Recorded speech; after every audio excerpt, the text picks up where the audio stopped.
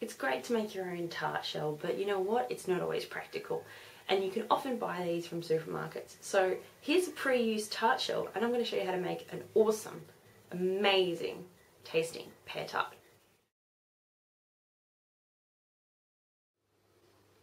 Alright, so first thing you want to do is peel your pears. If you haven't already got pears, you can also use ones out of a tin if you want. Now what you need to do is you need to cut your pears into little segments. So I find the best thing to do is cut the pear in half, remove the core at the bottom of the pear, like so, and then cut it into the segments.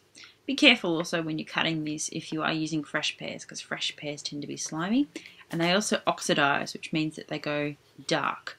So the quicker you can do this, the better. Now what I've got is just a pre-bought pastry shell. You can buy these from most supermarkets, and then what you need to do is you can put your segments in the pie tin. Now I'm going to go for a star pattern, and this did take me a while, so I did stop halfway through, but you want to get your pieces to fit all perfectly in your pie tin. Try and get as many in there as you can to fill the base. There we go, finally got it all together. So yeah, as I said, try and get all your pieces to cover the base and keep them all about the same size because you want them to cook evenly. Then what I'm going to do in a bowl is make our mixture. So I've got some almond meal here, and that's just literally ground almonds. Then I'm going to add in 2 eggs. Make sure that your eggs are at room temperature too, because you don't want to put a cold thing into a hot oven. It drops down the temperature.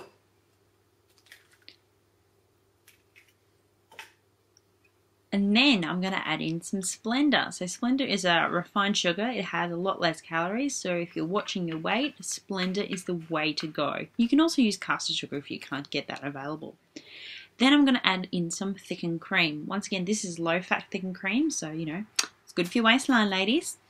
Mix it all together and make sure that you get all the lumps of the almond meal. No one wants a big chunk of almond meal in their lovely pear tart. So mix it all and make sure it's really well combined. No lumps.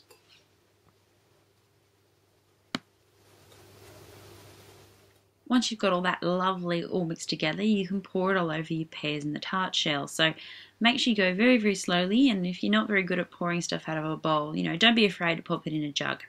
You want to put this in an oven preheated 180 degrees for about 30 to 40 minutes. So give it 30 and then check it every 5-minute intervals.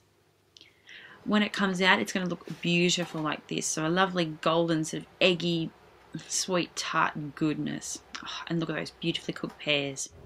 Now what I'm going to do is actually glaze it too. I'm going to put some apricot conserve, what they call it here. It's apricot jam essentially. And it looks like this on the inside. Essentially just heat that up in the microwave or on a stovetop until it comes nice and easy to brush on with a pastry brush. Don't paint the pastry, by the way, because that'll make it all yucky and soggy, and no one likes soggy pastry. When you're ready to impress your guests, simply just serve with some lovely cream or ice cream. Thanks for watching. Don't forget, share, comment and subscribe.